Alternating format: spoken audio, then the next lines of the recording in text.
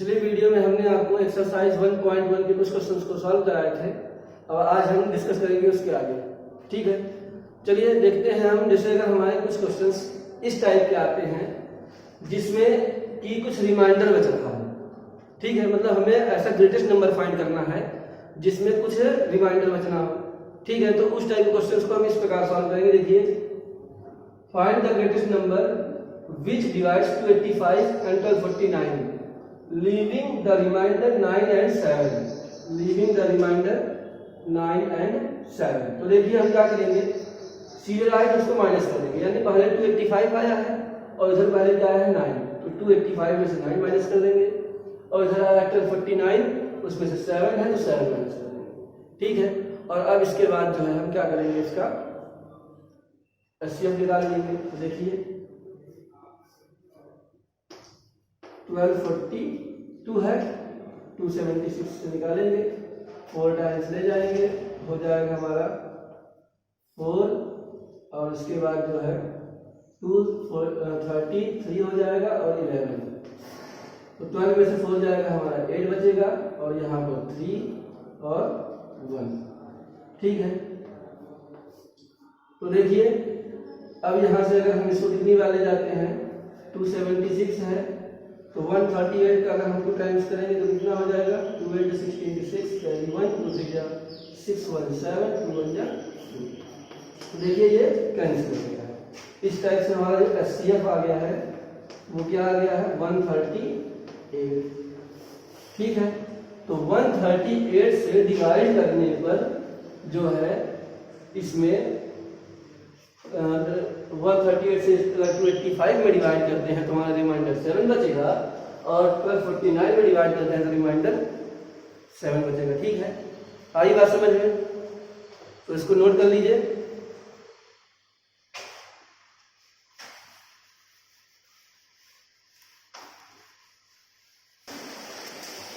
देखिए next question जो हमारे हैं इस टाइप के क्वेश्चन भी आ सकते हैं, जैसे find the HCF of 65 and 117 and express it in the form of 65x and 117y। तो देखिए क्या होता है, इस कंडीशन में हमें क्या होता है, x और y की वैल्यू फाइंड करनी पड़ती है और HCF को भी दिखाना पड़ता है। तो देखिए सबसे पहले हम क्या करेंगे कि 65 और 117 का जो है HCF फाइंड कर लेंगे। तो देखिए 65 एंड 170, तो देखिए इसका एचसीएफ फाइंड करेंगे 65 और यहाँ आ जाएगा 1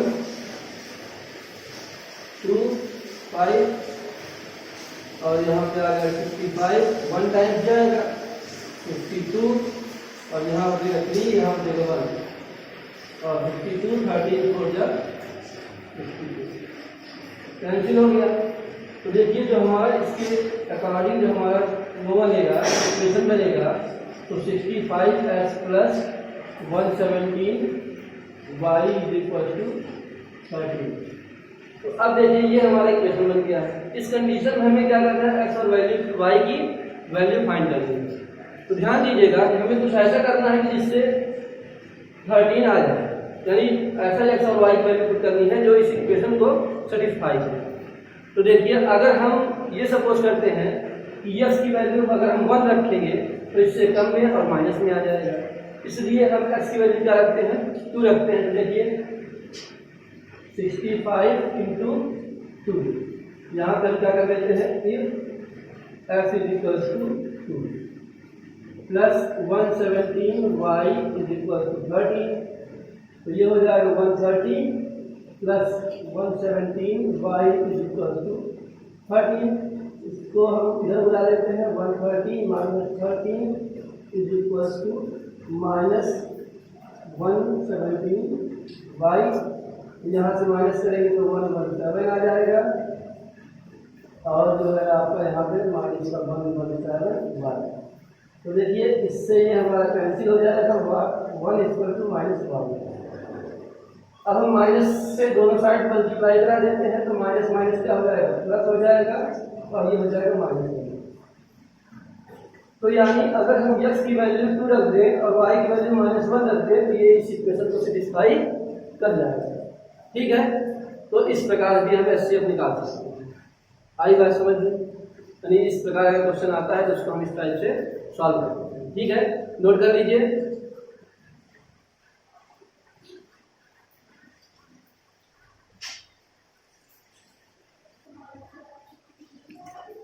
देखिए जो हमारा नेक्स्ट क्वेश्चन है, for some positive integers m find the form in which every positive even integer can be written. यानी ये हमसे पूछ रहा है कि किसी इंटीजर m के लिए हम इवन इंटीजर्स को कैसे शो कर सकते हैं। तो देखिए जैसा कि आपको पता है कि इवन इंटीजर और ऑड इंटीजर होता क्या है कि 2 से जो एग्जैक्टली डिवाइड हो जाए उसे हम इवन इंटीजर कहते हैं, और जो 2 से एग्जैक्टली डिवाइड ना हो उसे हम ऑड इंटीजर कहते हैं। ठीक है, तो देखिए हमारा जो यूक्लिड डिवीजन का लेमा होता है वो होता है a = bq + r। ठीक है, तो यहाँ पर हम क्या मान लेते हैं, let the a is any integer. तो a हमारा क्या हो गया, कोई इंटीजर हो गया। अब चूंकि जो है हमें क्या करना है, इवन और ऑड डिसाइड करना है, तो हम किससे डिसाइड करेंगे, 2 से डिवाइड करके। तो हमारा जो b हो जाएगा वो क्या हो जाएगा, 2 हो जाएगा। और हमारा जो एक इंटीजर दिया है m, तो q के स्थान पे क्या हो जाएगा, m हो जाएगा। q = m, क्योंकि फॉर m के लिए कहा है तो m के लिए हम कर देंगे। और इस कंडीशन में हमारा r क्या होगा, तो देखिए हमारा r जो होगा 2 से छोटा होगा, क्योंकि अगर 2 तक होगा तो 2 से वो डिवाइड हो जाएगा। तो r जो हमारा रिमाइंडर बचेगा या तो 0 बचेगा या तो 1 बचेगा। तो देखिए रिमाइंडर हमारा आएगा 0 या फिर 1। तो देखिए इसी फार्मूले में हम इसको पुट करेंगे। तो देखिए फॉर r = 0, जब हम r = 0 रखेंगे तो हमारा फार्मूला क्या बनेगा, a = b की जगह 2 हो जाएगा और q की जगह m हो जाएगा। ठीक है, और फिर प्लस r की जगह 0 यानी 2m। ठीक है, और अगर हम यम फॉर r = 1 तो हमारा हो जाएगा 2m + 1। ठीक है, तो इस कंडीशन में देखिए जो 2 से डिवाइड हो जाएगा वो हमारा इवन हो जाएगा और जो 2 से डिवाइड नहीं होगा वो हमारा ऑड हो जाएगा। तो देखिए अगर हम इसको 2 से डिवाइड करेंगे तो ये 2 से डिवाइड हो जाएगा ना, 2 से 2 कैंसिल हो जाएगा, हमारा m बचेगा। तो इस प्रकार से ये हमारा क्या हो गया, इवन।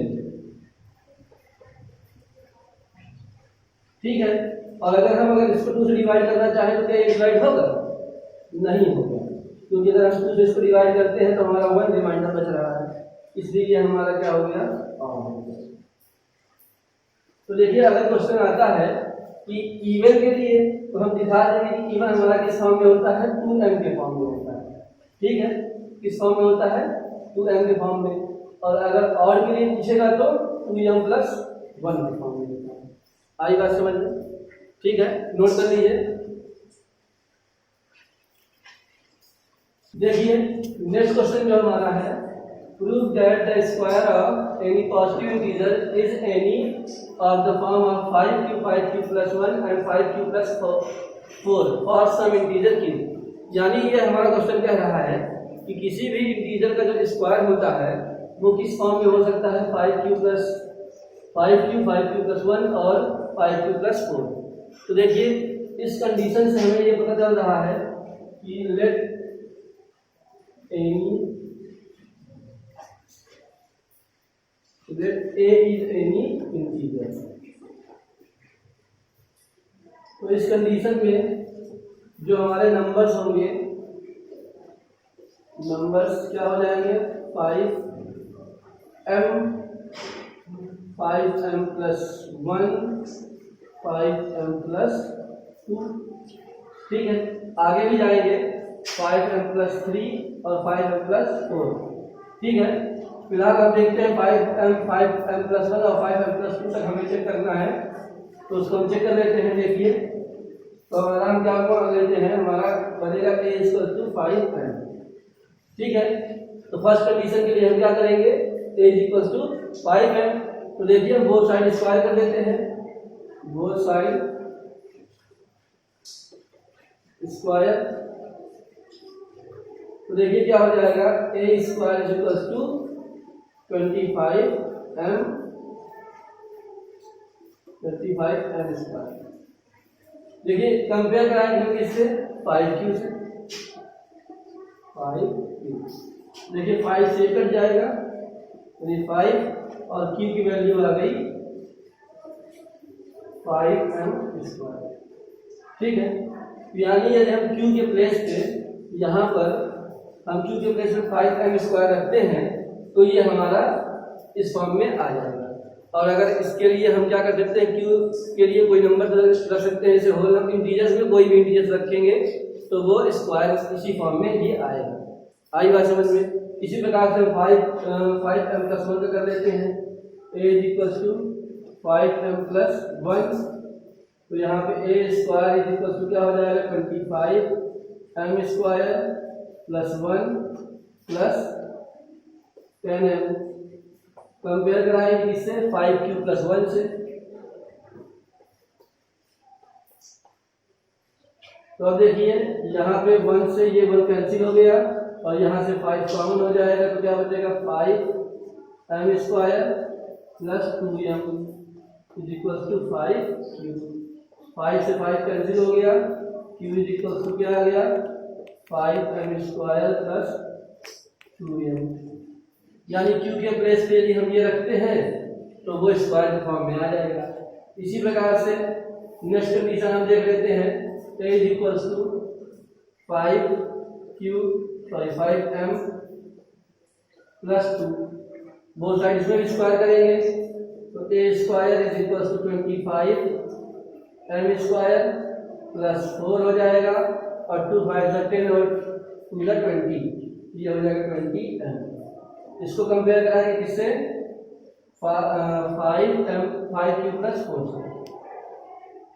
तो देखिए 4 से 4 कैंसिल हो गया और इसके बाद हम क्या करेंगे, 5 कॉमन ले लेंगे, क्या हो जाएगा 5m स्क्वायर और plus 4m is equal to 5q। तो 5 से ये 5 कैंसिल, q की वैल्यू क्या आ गई, 5m स्क्वायर प्लस 4। ठीक है, सो इसलिए क्या होता है कि कोई भी स्क्वायर पॉजिटिव इंटीजर्स का 5q प्लस 1 और 5q प्लस 4 के रूप का हो सकता है। ठीक है।